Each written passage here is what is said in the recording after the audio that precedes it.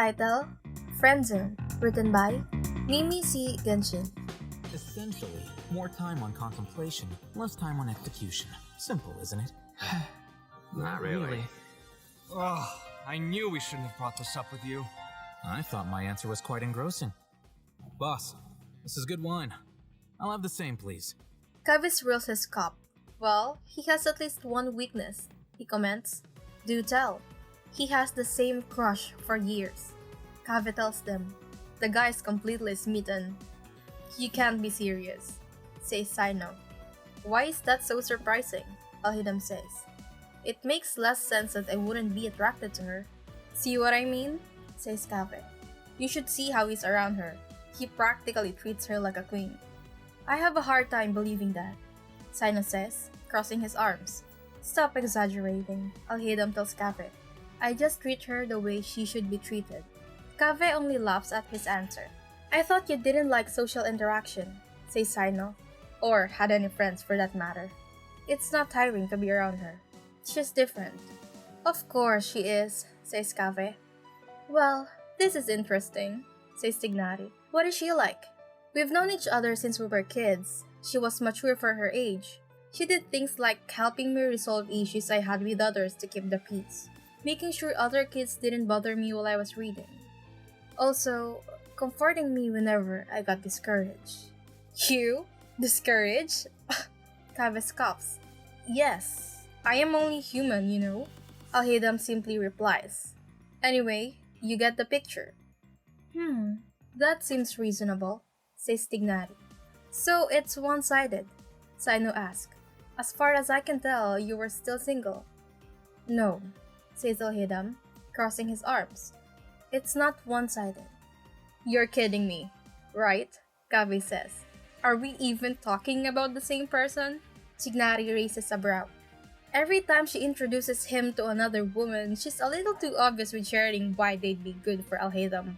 Kaveh explains, as if she's trying to sell them off to him. Don't be so dramatic, Alhaitham says. She's not selling anyone. If that's the case, then why are you sure she likes you? Asks Cyno.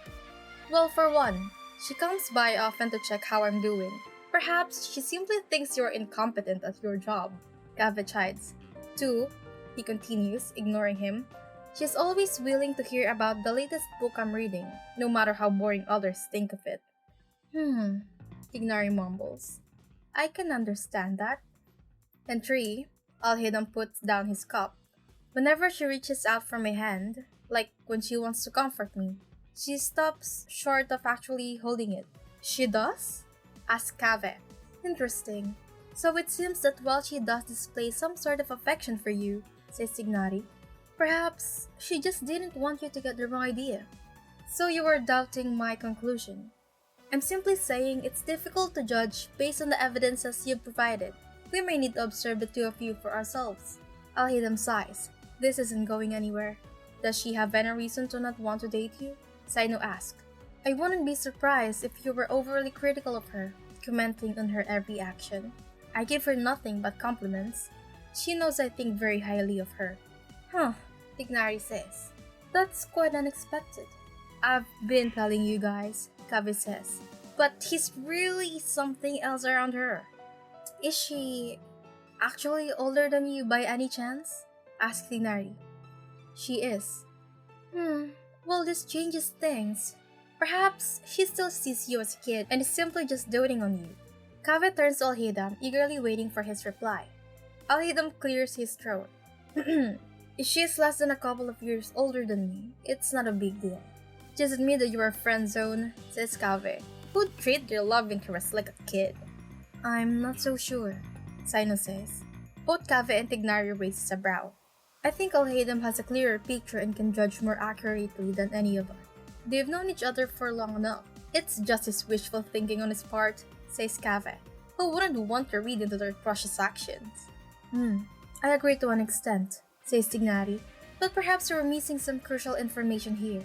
We don't know how well Alhaitham can judge a person's action when romantic feelings are involved. I'm thinking quite clearly, thanks, Alhaitham says. This is why you aren't getting anywhere, Kaveh scolds him. You were assuming she has feelings for you when she doesn't. You still need to win her over. Then what do you suggest I do? Alhaitham crosses his arms. Ha! As if I'd help you. She could do way better than you anyway. Alhaitham groans. Why is he even part of this conversation? Well, have you ever told her how you felt? Asks Cyno. Of course, replies Alhaitham. I'm pretty obvious about it. For someone as reserved as you, I highly doubt that. Cyno adds. I wrote her a letter, eloquently expressing my love for her. What? Kaveh snorts. Tighnari says in disbelief. Oh, I get it. You did that when you were children. I'm referring to the one I gave her yesterday. That's pretty obvious, Tighnari adds. I bet it was more of an essay than a love letter, Kaveh says with a smirk. Well, in that case, she either doesn't like you, says Tighnari, or there's something that's preventing her from admitting her feelings. Perhaps she's intimidated by your position, suggests Cyno. It's unlike her to care about those things, Alhaitham says. She even treats me like a kid at times. So you do admit she just thinks of you as a kid, Kaveh says. Alhaitham doesn't answer. Honestly, this case is closed, Kaveh continues. There's nothing more to it. Have you tried making her jealous? Asks Cyno. You are still not convinced? Kaveh is surprised at him. Knowing the result of that would likely draw us closer to a conclusion, Tighnari adds. Why would I purposely try to hurt her? They exchanged glances. Alhaitham still had the ability to make them both speechless with his matter-of-fact tone. Well, he's definitely serious about her. I told you, Kaveh says. Seems like she's the only person he'd open up to as well. Of course she is, Alhaitham replies. I wonder, says Tighnari. Has she ever shared her own struggles with you? Why would that be a factor? Well, that would display how comfortable she is around you. Not bad. Alhaitham seems to agree with his line of reasoning. He goes quiet and uncomfortable so because the other three exchange awkward glances at each other in the meantime. Well, Cyno breaks the silence. You may be right, Alhaitham tells Tighnari with a sigh, but that certainly raises more questions. Can we just start playing Genius Invocation TCG? Asks Kaveh. We just keep going in circles with this topic. So you guys did just drag me out to play cards, says Alhaitham. It would be interesting to meet her, says Tighnari. It's gotten me curious. Same here, says Cyno. Kaveh looks up at the tavern entrance. Huh, she's actually here. Alhaitham's eyes flicker open for a brief moment. Nice try. I am not falling for that. I didn't expect to see you here, Alhaitham, you say, ruffling his hair. He freezes, and the three of them take a closer look at his face. I never expected him to have that kind of expression, whispers Tighnari. Me neither. Cyno agrees. Alhaitham clears his throat. They simply invited me here for some cards, he tells you. Nothing more. Can I join? You ask. Without question, Alhaitham gets up from his chair.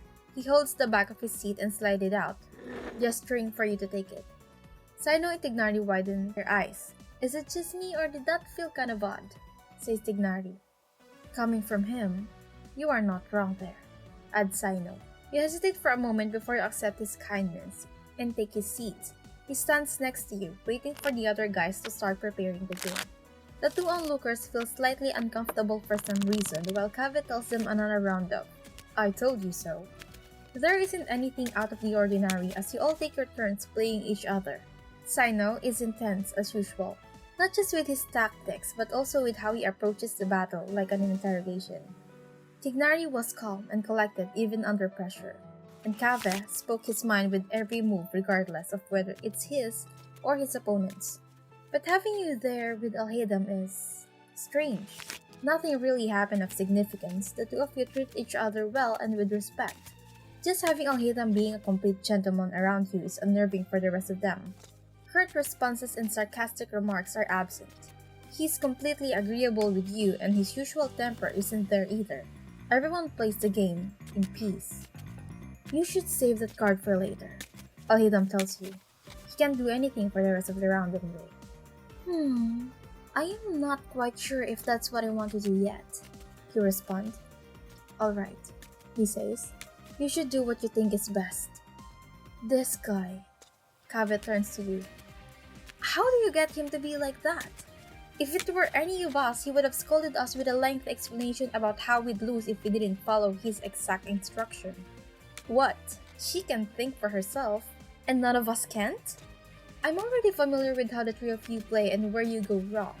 I want to see if she does anything differently. It seems that she really does only compliment you, Tighnari tells you. Why would I do otherwise? Alhaitham states. His straightforward remark stuns them once again. Okay, we get it, says Kaveh. We all know about your huge crush on her. Seems like you can say anything bad about her even if you try.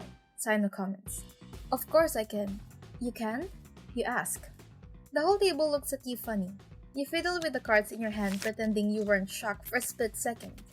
Interesting, says Cyno. Alhaitham crosses his arm. What is it? I'm keeping my observation to myself for now. Alhaitham raises a brow, but lets it go for the meantime. A few rounds go by, and you help set up for the next. When Alhaitham picks up a die for you from the floor, your hand brushes against his and the die falls off the table once more. What's wrong? Alhaitham asks as he picks up the die again. You are not usually this clumsy. I don't think there's anything wrong with me, you say. He takes a closer look at you and you avoided his eyes. Alright, he says. You still ready to play? I'll need to head out soon, Tighnari says. It's my turn to be on patrol for tonight. Hold on, Cyno says, placing his cards on the table. One last round. I'll be your opponent this time, he tells you. You finish setting up the game and test your skills against Cyno. He certainly didn't make it easy for you. You fall behind pretty quickly, but at least he's not as intimidating as when he played with some of the others. So, Cyno says, what do you think of Alhaitham? Your eyes widen at his sudden question. You are straight up asking her? Says Kaveh. Why not? I guess he has a point, says Tighnari. They turn their attention to you to see what you'd say. Well, you say, he's very intelligent and talented. No, not what everyone else says, says Cyno. What you think. What do you think you're doing? Asks Alhaitham.